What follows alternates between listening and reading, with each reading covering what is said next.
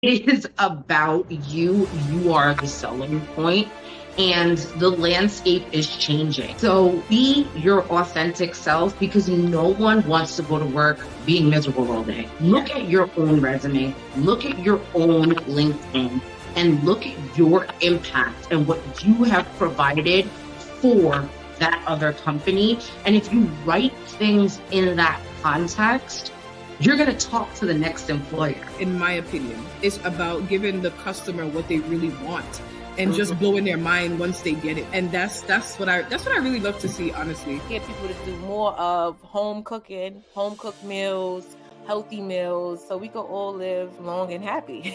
I'm very proud to be a mom, because not for nothing, women are amazing. Oh my God, the sacrifice.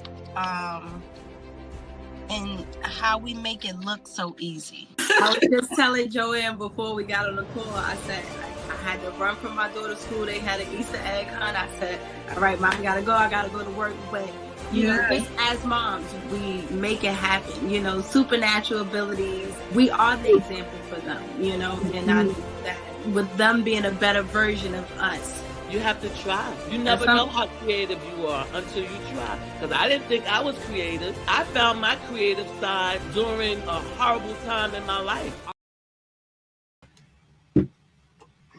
Hello, everyone. Happy Thursday. My name is Athenia Rodney, CEO and founder of Juneteenth NYC, and I'm super excited to be with you here on today. It is January the 16th. And it is warming up down here, at least. I heard it's supposed to get some snow in New York, in Nueva York. But we are definitely excited about a new day, a new dawn, a time to be up and alive, and to have a new opportunity to be able to create and to apologize and to be with grace. So I am thankful for this day. Today we have an amazing guest, one of my really close friends. We have been friends for, I don't even know, I want to say probably around 6 or 7 years now. It feels like so much longer. Maybe longer. It has to be longer than that, because this was definitely way before COVID. So probably closer to 10 years now. So we've seen each other's children grow. We've supported each other's businesses. We are on each other's boards. We are just amazing individuals to one another and holding each other accountable, prayer partners, like all of those things. And if you don't have somebody in your life like that, I definitely encourage you to get and find one. So we are thrilled to introduce today Kimberly Fennell, experienced entrepreneur and business consultant with over 20 years. Okay. Anyone who's doing business for that long, you have to expect greatness from them.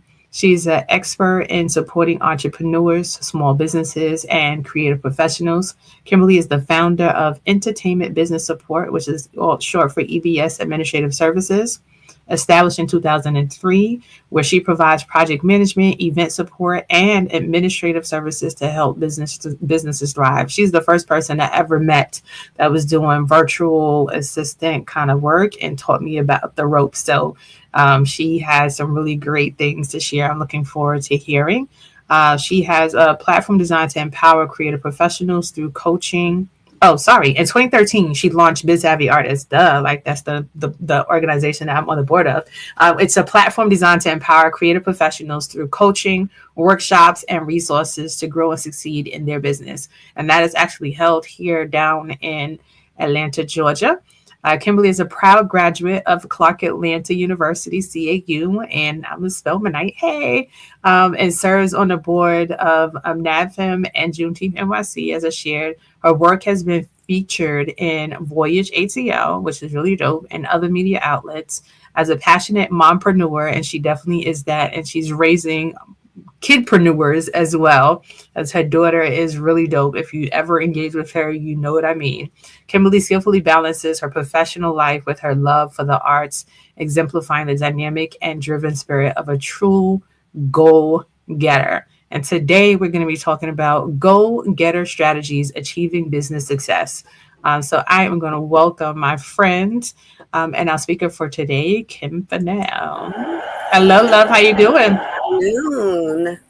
Good afternoon. Welcome. So thank you for joining us on today. We are really excited to have you and looking forward to hearing a little bit more about what you do.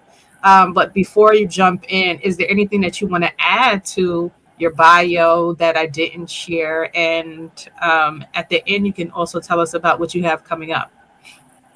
Now that I could think of, that was an amazing introduction, and I'm so excited to be here. Thank you so much for having me. You are very welcome. So I am going to bring up your slides, and I am going to pass the mic to you. Awesome. So today I wanted to talk about goal getter strategies. It is the top of the year, top of 2025, and we all go into a new year with all of these things and ideas and new projects that we want to execute. And I wanted to share some tips that I implemented with some of my clients that help them to be successful, that I think will help you be successful as well. Next slide, please, or do I have control? So quick little bit about me. I am a native New Yorker, born and raised in the suburbs of New York City. I, as mentioned earlier, attended Clark Atlanta University and fell in love with the Atlanta, Georgia area. So I spent about 15 years there as well. So I consider myself an apple peach blend. As Athenia mentioned, I'm a mompreneur. I have 2 children, a 14-year-old son and 12-year-old daughter. Proud Clark Atlanta HBCU graduate, an administrative professional. I've been doing administrative support, executive assistant, administrative assistant work since like 1999, I think. So it's been a little over 20 years, and I am passionate about the arts. I love all things creative and artistic, and passionate about supporting our creatives in that creative economy. Next slide, please.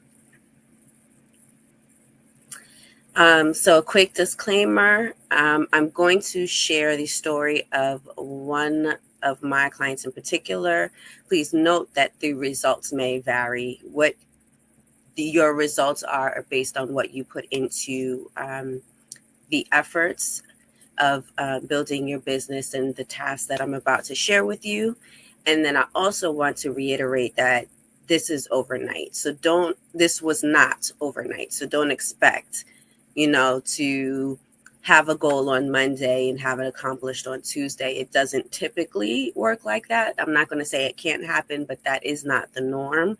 So you have to be prepared and willing to invest time and effort over time in order to start seeing some changes and start seeing the results. Next slide, please. So the client that I wanted to share the story of, I met years ago working a conference. And when I sat down with them to talk to them about supporting their business, they had multiple different businesses. There was very little structure in place for those businesses. They had no processes in place. They didn't have set pricing in place. So part of their issue was they would have a conversation with a potential client. They would quote them something and then forget what amount they quoted for the work. They also didn't really have some clear goals of what they were trying to accomplish, but they knew that a lot of things were falling through the cracks. They knew they were double booking themselves with appointments and needed assistance to get their business on track, which is how we started working together. And so what I'm going to share with you today is the process that I followed with them to help them ultimately achieve the goal that they set of generating 6 figures in their business in this particular instance. And so the very first thing that we did is we clarified their goals. We sat down and we talked about what exactly they wanted to accomplish. We made sure that those goals were SMART goals, and we made sure that they were specific, measurable, achievable, results-oriented, and time-bound.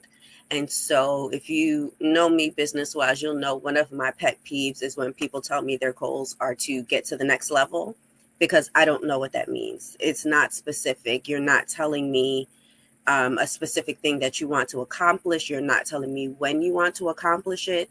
And so it's hard to determine whether you or not you achieved getting to the next level unless you define what that means.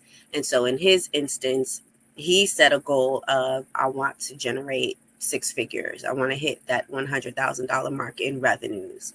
And so even though I think at the time we set the goal, we didn't set a time limit on it, but we were able to check his revenue at the end of the year and say, yes, you achieved it. No, you didn't.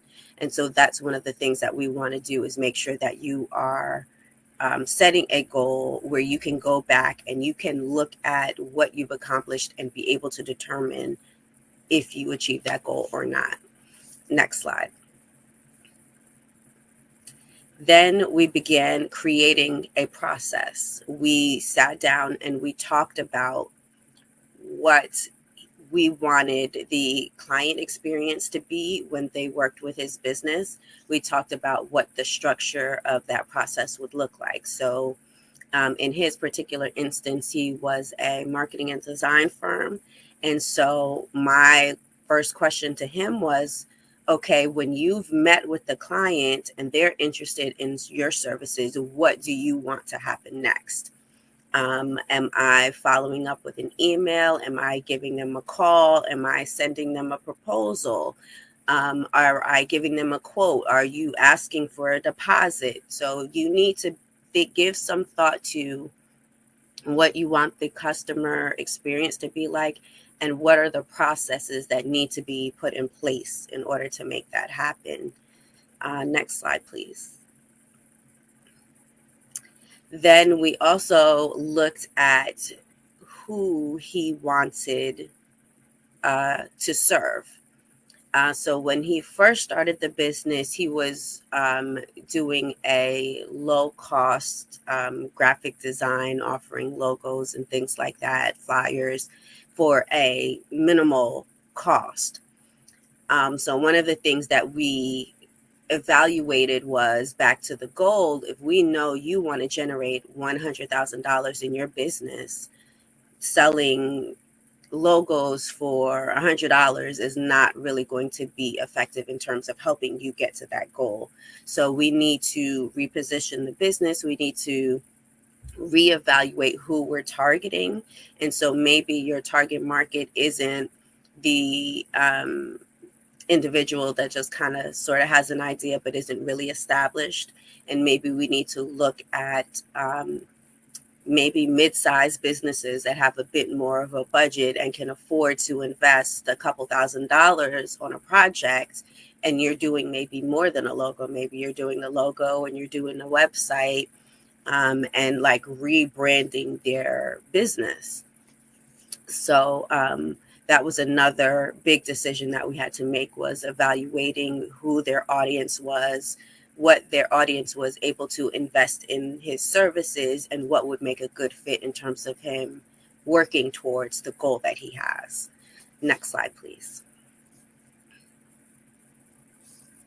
Then the payment policy. So one of the first things we did, I mentioned before, he didn't have set pricing. So that was one of the first things we did, was we established a pricing structure, and we decided what services were going to cost and how much they were going to cost. We also documented that, so we had it on record, so that when he was sitting down with a client and doing a sales call, he wasn't just rattling random prices off of the top of his head. Because one of the big issues was, sometimes the prices that were getting rattled off were not covering his overhead expenses, therefore it wasn't making a profit, therefore it wasn't helping towards that 6-figure goal. So we established the prices, we set prices that made sure it was going to cover our costs to provide the services. We also, instead of doing work upfront, established the policy of requiring a deposit before we began doing work. So that would minimize the impact of clients deciding to abandon a project. That way, he had gotten the deposit, and we made sure that we indicated and shared with the client that deposits were non-refundable, but that any payments that made would go towards the total cost of the services being provided. Another policy that we implemented was, instead of discounting services, we broke out the payments. So if he decided to do a project that was $5,000, instead of offering a discount on those $5,000, we are like, okay, we can break it out, and maybe you do $1,000 a month for 5 months, or, you know, whatever was feasible, to make sure that we're still getting our $5,000, but it's also palatable for the client that we're working with. And then we also, if we're dealing with a client that just was like, I do not have $5,000 in my budget, I can't do that, then we would look at the core of, okay, what specifically do you need? What is your budget? And what are the services that we can offer within your budget? And we would cut back on the scope of work for the projects, rather than just discounting and then giving them the full project for a discounted amount. Because usually that doesn't end well. The service provider ends up getting burnout and overworked, and they're not getting compensated for the value that they're providing. So we wanted to make sure that, you know, it was a win-win for both the client and us as the business owner. Next slide, please. Next, we took some time to hone our skills and invest in ourselves. And so we began taking some training so that he could expand some of the services and products that he was offering.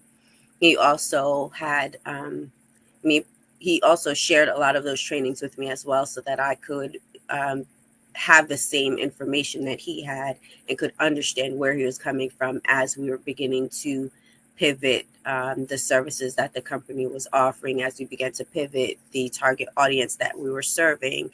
And so there was some education and coaching, both for me on the business side and the admin and operations side, and then for him in the actual technical side and the services that he was offering. And so for a practical application for you, there are webinars that you can attend. There are courses and trainings. You can check your local SCORE office, your local minority business development office. They are typically offering training services. You can also check with the local Chamber of Commerce.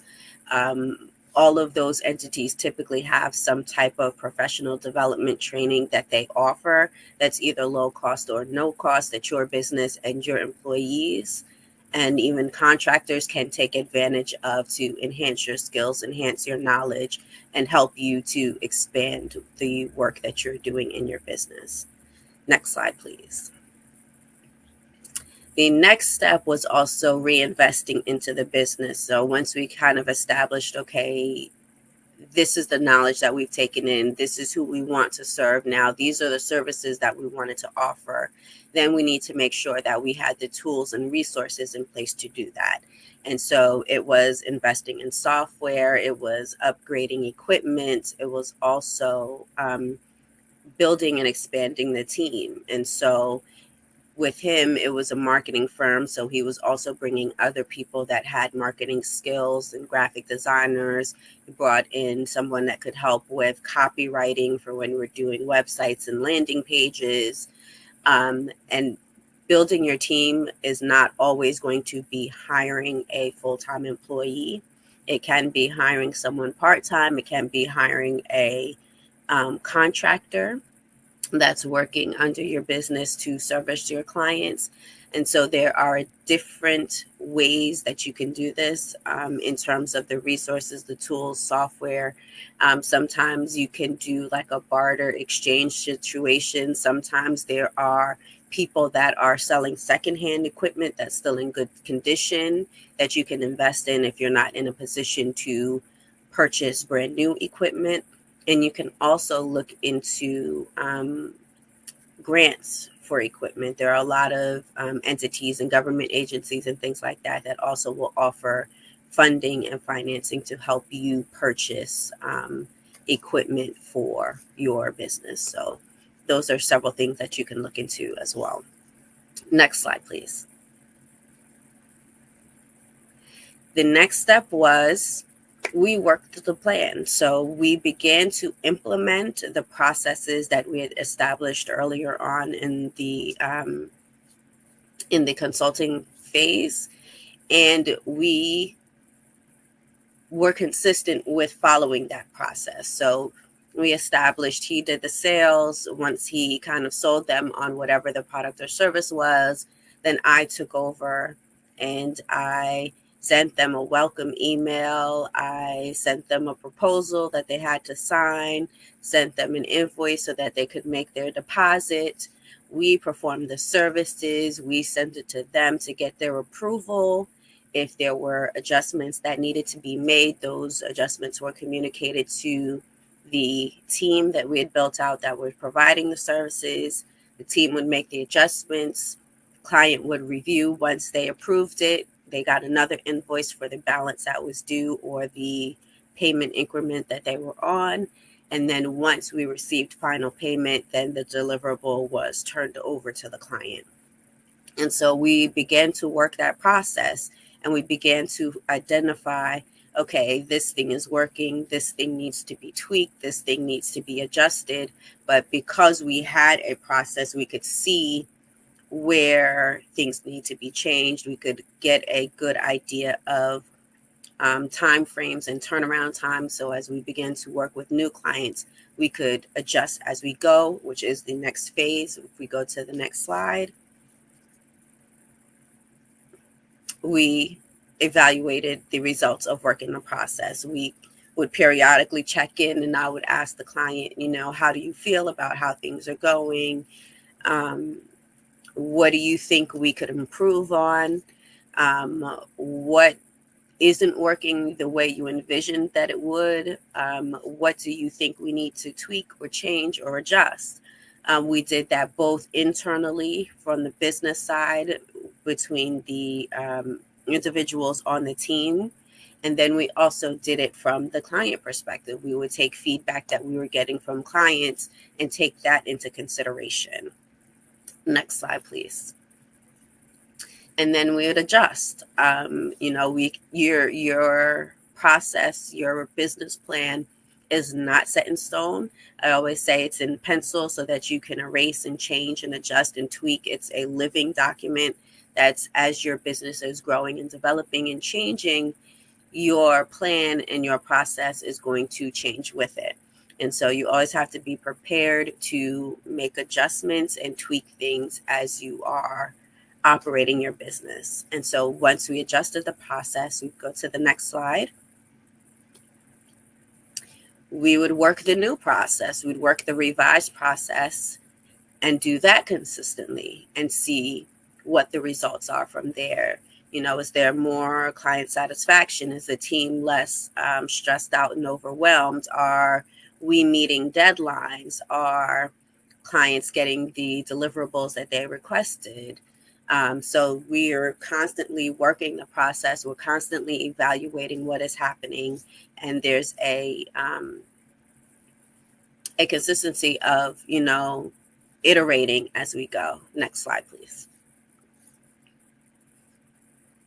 And so the tweaking and implementing is an ongoing part of the process. You're constantly evaluating where things are. We're constantly evaluating where our revenues are, what's working, what's not, to ensure that we're making progress towards the goal. Next slide, please. And so I wanted to wrap up with this quote. This is one of my favorites. It says, without strategy, execution is aimless, and without execution, strategy is useless. So you need both the strategy, you need the goal, the plan, the strategy that you're going to implement in your business. And then you also need the action. You need to take action and steps towards implementing that strategy in order to make it to your goal. Having a strategy and then not implementing it is not helping your business. And if you're just taking action aimlessly without any direction towards what you want to accomplish, then who knows where you'll end up. And so you kind of want to think of it like a GPS. You plug in the GPS, your destination. You have to know where you want to go in order to get there. And then it gives you the steps that you need to take, the directions you need to follow, where you need to turn right, where you need to go straight, where you need to go left to get you to your destination. And in your business plan, your strategy is the same thing. Next slide. And so we would love for you to think about and consider, where are you in your business? Are you at the starting point where you have an idea, but you're not quite sure how to implement it? Are you someone who's been working in your business for a little while, but things are like all over the place and there's no structure to the work that you're doing and you need help implementing workflows and processes? Do you have a project that you're working on in your business, or an initiative, or are you releasing a new product or service and need accountability in following the steps, following the strategy to make that happen? Or are you doing well in your business? You have processes in place, the business is growing, and you just need more help to get all the things done. Next slide, please. So there are several things that our firm EBS offers that can help you regardless of which stage of your business you're in. If you're starting out, we have a plan initiative where we'll work with you on your business idea and helping you bring that to fruition. We also have a quick start project organization service where if you are working in your business but need help with putting the processes and the structure in place to make sure that your business is operating smoothly, we can help you with that as well. Next slide. If you are in the phase where you are initiating a particular project or launching a product or service and need accountability in your business to help you get it done, we have a coaching and accountability program for that. And if you are growing and you want to have peace, productivity, and profitability in your business and want to make sure you have all of the structures in place and all of the resources in place so that you can begin to automate and delegate so that you can focus on expanding your growth and scaling your business, then we have a solution for that as well. Next slide. The best thing to do is reach out. I have my email and my number where you can get in touch with me and we can do a consultation and discuss how EBS can support your success in your business. And thank you so much for viewing this presentation. Again, I'm excited to be here, excited to share these resources with you, and hope that there were some tools that you can take with you and some steps that you could take with you and implement. And so I would love for everyone to share. If there are any questions, please feel free to share them in the chat. And if there are any particular things that resonated from the presentation, I would love for you to share that as well. Well, awesome. Thank you so much, Kimberly. This was really great. And just hearing about, it's like, yeah, I know that you do all those things, but just hearing you go through the process and what taking someone through a process is very helpful. I'm going to bring the slide down just so we can talk, because I had a couple of questions. And one that came up for me as you were going through this is because, you know, I'm in this world too. And a lot of people are like, oh, I can do it myself. I can do it myself. Right. So are there any tools or resources you can recommend to entrepreneurs who think that they can manage this on their own? And the reason why I say think is because it does take a lot. And I always say, if you are trying to grow your business, if you want to become a thousandaire, then yeah, continue to keep doing your business on your own. But if you want to go towards being a millionaire, you do need a team. And like you said, a team doesn't need to be full-time hired staff. It can be contractors like yourself who are coming in for a couple of hours to do some work. So are there any resources or tools platforms that you would suggest to anyone who would like to try their hand at doing it themselves before they decide that they're ready to move on to building their team? Absolutely. So I would definitely say when you're starting out, a lot of times you are wearing all the hats. Like you are the marketing person, the salesperson, you're the accountant, you're the social media manager, you're doing, fulfillment on any client projects that are being done, your quality assurance, your collections, you're doing all of the things. And so I would say the first tool that I would put in place is something that is helping you manage all the things, some type of a project management system. And there are several of them. It could be like Monday, it could be Trello, it could be Asana. Also, utilizing something that alleviates a lot of the things that you have to do manually.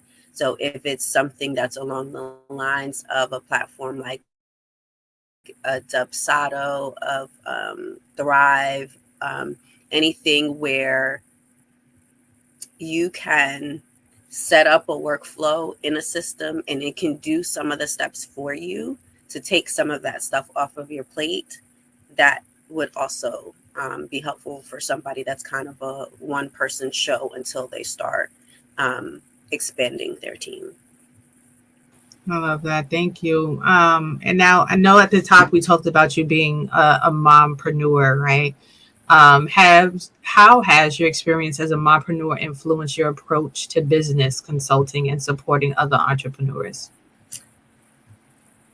Wow, it has made a huge difference. I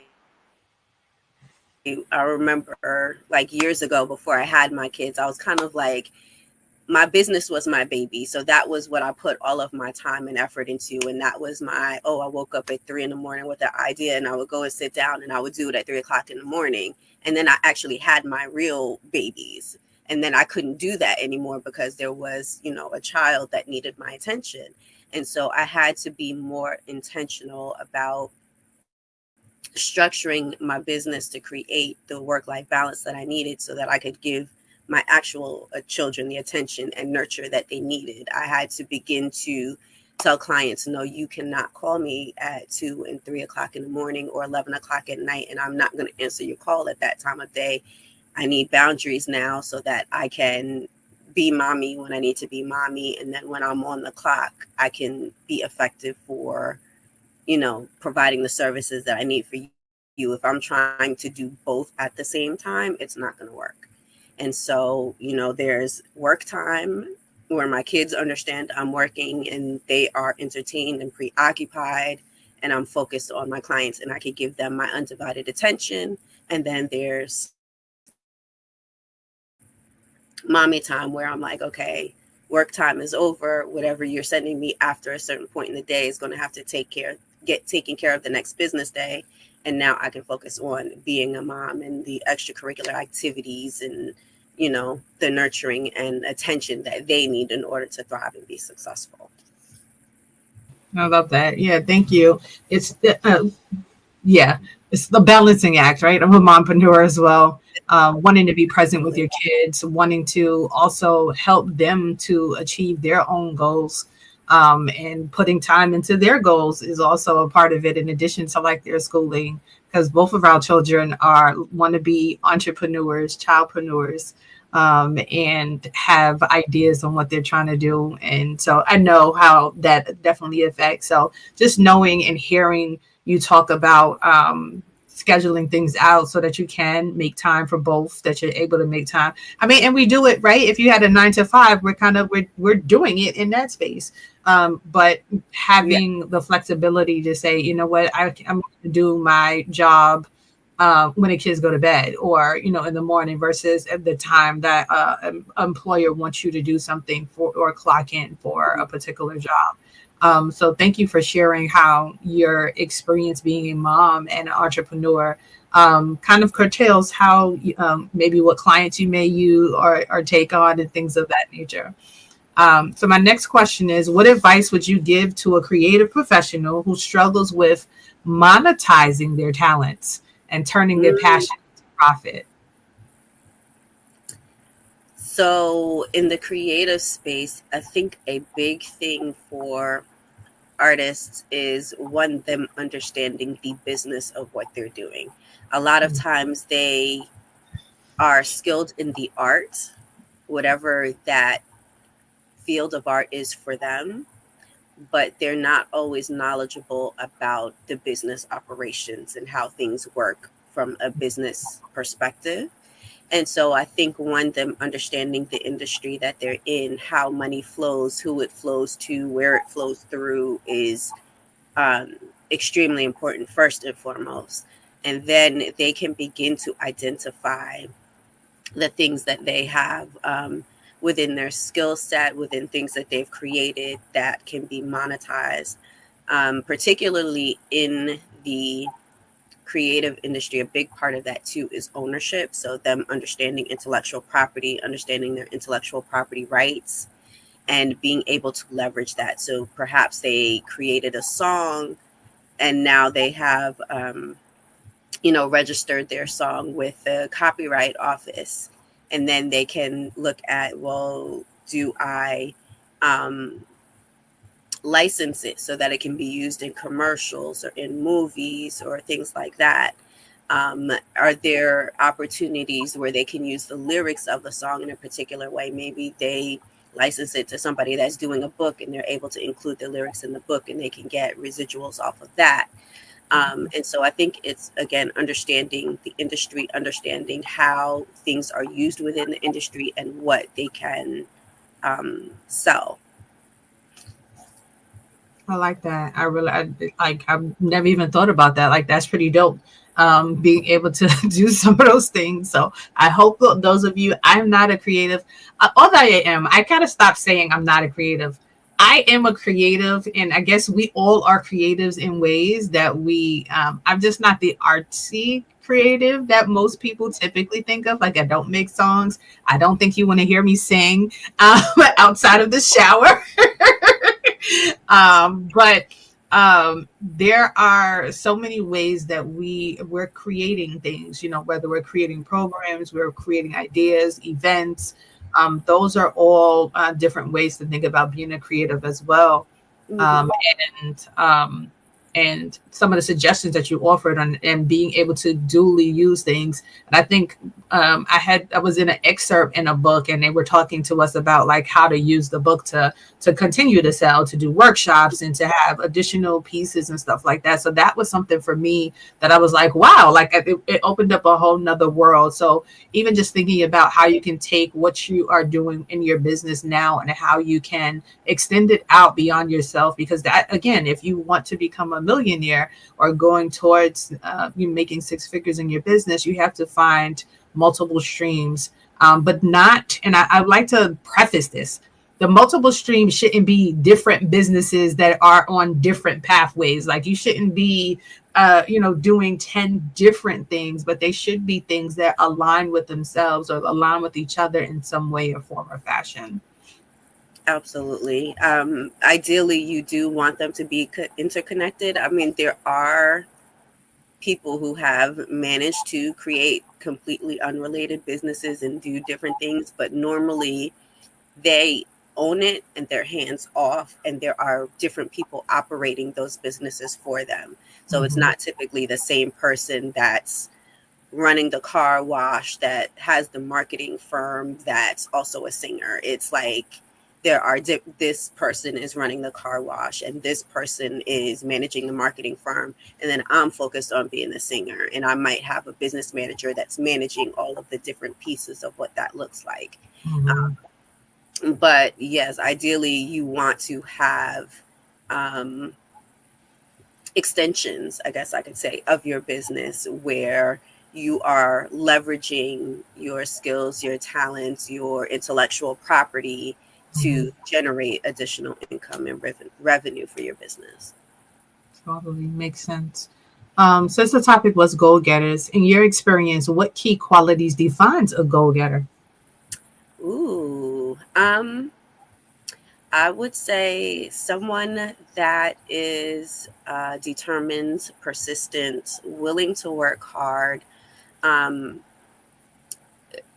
going through the process of achieving anything, more often than not, you're going to hit challenges, you're going to hit roadblocks.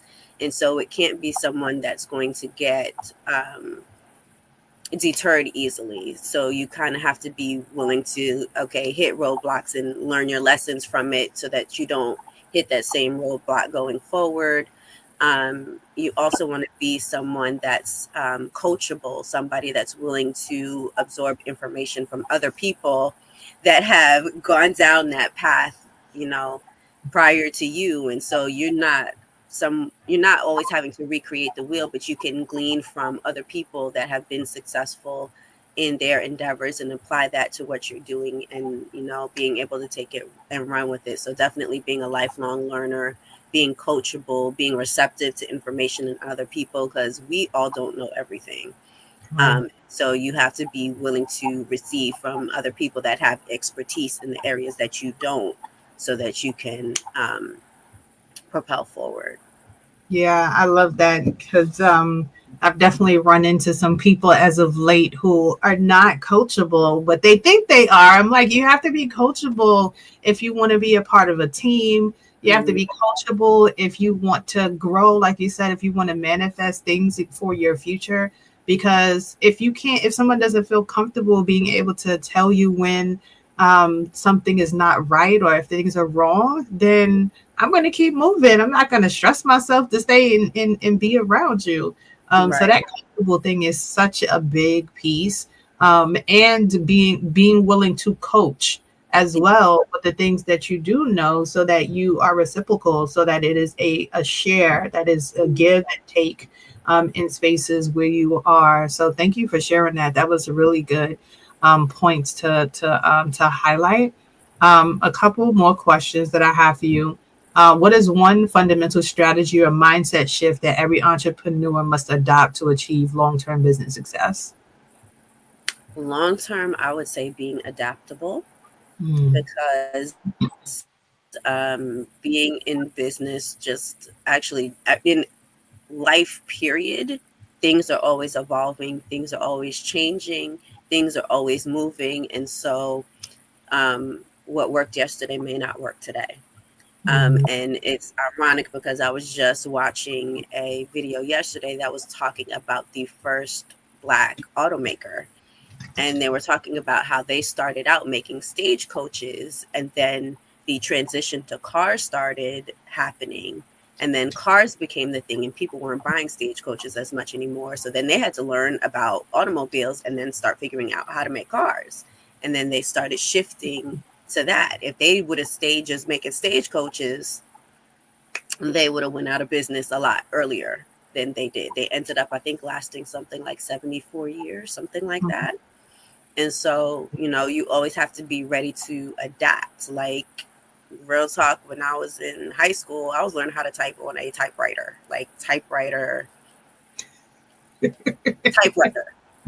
And now people are like, back in the days. You know, so it's like, I remember having records, 33s and 45s, and having to put a little thing in the middle and having to sit the needle on it and putting the penny on top so it doesn't skip. And then I went from that to cassette tapes, and from cassette tapes to CDs. And now CDs are like not even a thing anymore, and your music is on a file on your phone. Like, time is always evolving, technology is always evolving, things are always changing, and that applies in your business too. Things are always going to be changing and evolving and moving, and you have to kind of keep up with all of that. Like, when I started my business in 2003, social media was not a thing. And so, you know what I'm saying? So there's always things that are going to be happening and evolving, and you have to be open-minded, receptive to change, understanding that change is going to be happening, and be comfortable with that, and be willing to, you know, start to pivot with the things that are changing so that you can stay relevant and in business. Yeah, and that is so paramount, especially right now, because we are we're pivoting into this space of AI, everything, and so many people are resistant with it. I know the first time I saw it, I was like, what is this? And now I'm like, oh, this is my best friend. And my husband he be jealous. He'd be like, oh, so how come you ain't tell me your best friend can help our son find scholarships? I said, boy, I been did that. I done pulled up the scholarships. I done created spreadsheets. I done sent it to my son, have him working on it.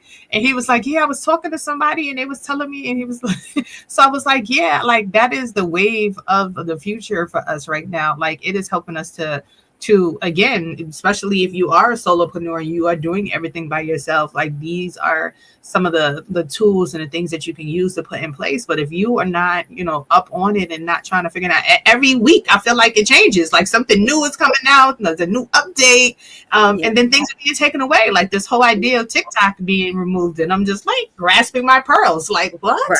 Right. Yeah. Not going to be there anymore. Things are constantly changing and changing quickly, so you kind of have to be staying on top of that. Again, that goes back to the lifelong learning. You have to constantly be paying attention to what's happening in your industry and in the world, and how does that apply to your business? How does that affect your business? And keep yourself educated on those types of things, because that's always, it's constantly changing. I definitely agree. So I do have one more question, and then we're going to switch gears a little bit and talk about Juneteenth stuff.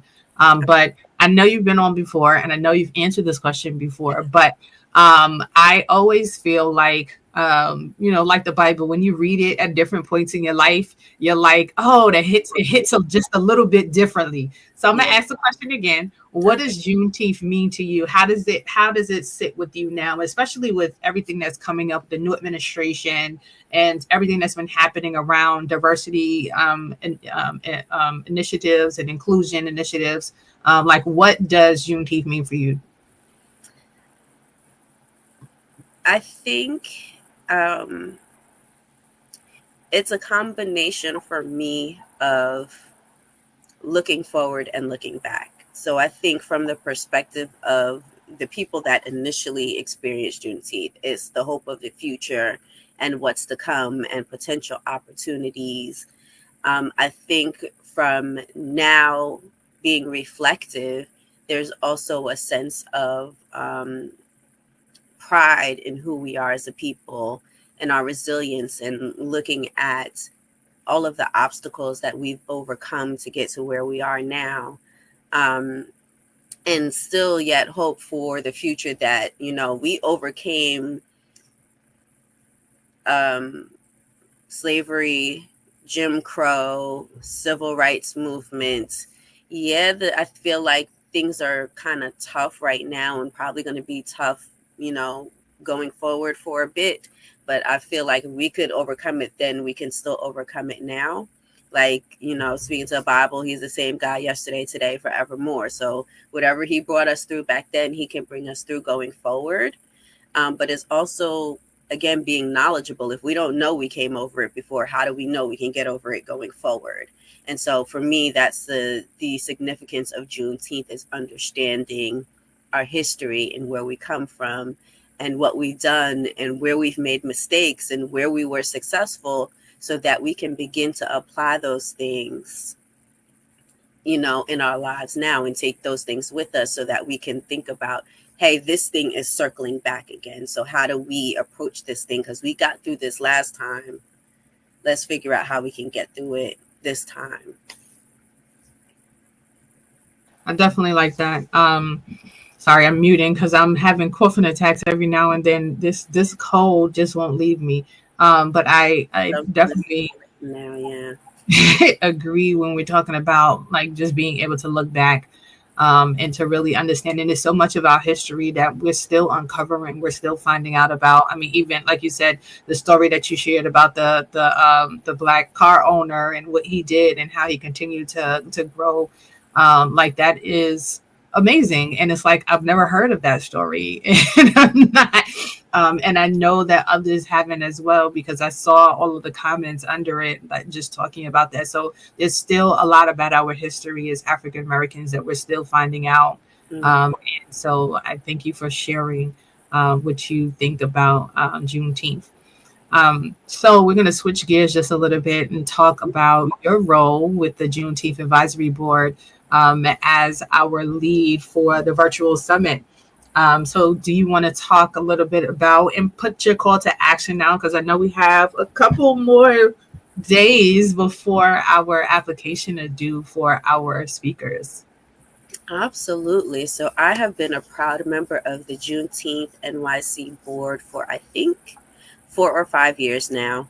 And my role is producing the virtual summit, which is the educational component of the Juneteenth festival.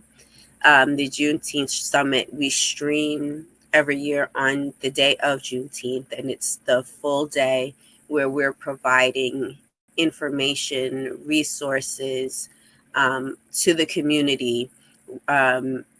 We typically have speakers that are experts in different areas sharing their information and resources with the community so we can empower ourselves, empower the next generation, and continue the legacy of Juneteenth. And so right now we have a call for speakers that is out and a call for artists to participate in the Juneteenth Virtual Summit. They are typically speaking within 4 categories, which is finance and business, health and wellness, community and family, and politics and legislation. And so we typically bring in subject matter experts in those areas. The topics are currently on the screen. We did a survey of the community towards the 4th quarter of last year, where we asked the community, what are the topics that you want to learn about? What do you think will be beneficial for yourself and for the community as a whole, so that we could curate the content that will be featured during the Juneteenth Virtual Summit. And so it typically streams on our website and or on social media. And it's throughout the day. We're having panel discussions, we're having interviews, we have presentations similar to the presentation that was done today on the variety of topics that were shared. And then we also intersperse that with entertainment, because sometimes the conversations can get a bit heavy and we need to like break that up a little bit so we can process the information that we're receiving. We've had movement breaks, so we'll break up the conversations with workouts in between or a little dance break so that you could get up and move around and you're not just sitting glued to your device for the whole day. Another big component of the virtual summit is also supporting our businesses. And so we also highlight some of the vendors that participate in the Juneteenth festival and give them an opportunity to share a little bit about their businesses and how they got started and the products and services that they're offering so that they can have an opportunity to be supported by the community. And I think that is everything that is a part of the virtual summit. Yeah, thank you for sharing all of that information. It is a big feat, but it's always something that's really amazing. I don't know if you shared that it is pre-recorded. So individuals are recording it earlier than June, but it is live on June 19th. So it's almost like a newscast. Like we come out, we do the before engagement, and then the day of we're promoting it so that you can share it with your friends and your family. You can get others, and it's a day that's a national holiday now. Libraries are closed, banks are closed, a lot of businesses are closed, a majority of them. So we definitely hope that you and others tag someone, encourage someone to join us and participate on that day. And if you know someone who can speak to any of the topics that were mentioned, please, our application deadline is next week, the 22nd. We want to make sure that we have some really amazing speakers to be able to share and connect with you all. Absolutely. And that applies to creatives too, our artists. We need you to.